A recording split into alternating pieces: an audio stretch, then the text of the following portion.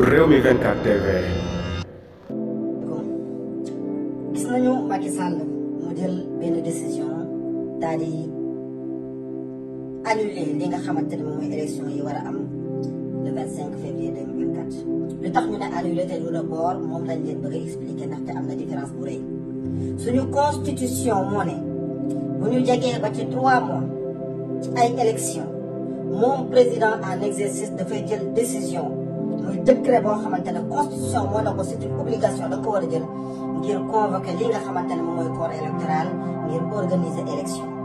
loolu c'est une obligation du président de la république mu defoon ko le 29 novembre 2023 convoquer li nga xamante ne moom mooy corps électoral bi ñëpp ñëw processus bi suivre son cours ba ñu am liste définitive campagne bi war a tijji tey ñu war a dem élection le 25 février 2024 waaye décision bi mu jëloon le 29 novembre 2023 moom Macky Sall tey jii nii moom la jël beneen décret ne da koo abrogé ne da koo dàq dindi na ko daal nekkat annulé na décision boobu annulation décision boobu mooy man organiser wu ma élection annulation décision boobu mooy li constitution wax ne à 3 mois de la fin de mon mandat damaa war a organiser élection man defatuma ko annulé naa ko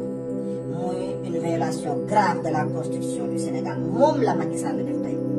moo tax mi ngi mel ni woon rek depuis bi mu toogee ba tey jii nii mu bañoon na jël benn décision bu ñu wax ne day organiser élection tey jii nii situation boobu lañ toog mi ngi mel ni décision bi mu jëloon 29 novembre 2023 décision boobu amatul kon jël convoqué tul li nga xamante ne moom mooy corps électoral bi nekk ko constitution waxee kon moom Macky Sall wootewul élection organiser wul élection kenn du fi toogaat pour le moment mooy décision bi nga xamante ne moom la jël muy une atteinte grave ci suñuy droit atteinte grave à la constitution haute trahison la waaye surtout muy loo xamante ne nag république bi la laal te nag am na ñoo xamante ne tey jii nii ñoom ñoo am responsabilité wu protéger la république dañuy wax ne république bi buñ ko attaqué de l'intérieur comme de l'extérieur ñoom dañuy jóg tey jii nii y a quelqu'un qui est là qui doit convoquer le corps électoral mu convoqué woon ko war a organiser des élections campagne bi war a tijji ba jour bi campagne bi war a tijji mën a kat décision ba mu jëloon abrogé na ko organiser tul élection convoqué tul corps électoral bi kon ñun dañuy dem rek kenn xamul fu ñu jëm kenn xamul lu yoon wi kenn xamul naka la kon moom kat lii mooy li nga xam ne moom la def organiser élection yam waroon def lank na nee na defatu ko te constitution moo ne ko da nga ko war a def parce que Macky Sall moomul réew du ndayam du baayam gumum réew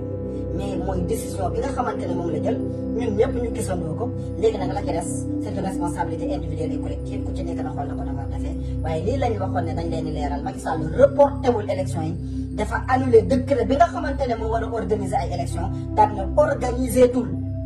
loolu mooy li nga xamante ne moom la def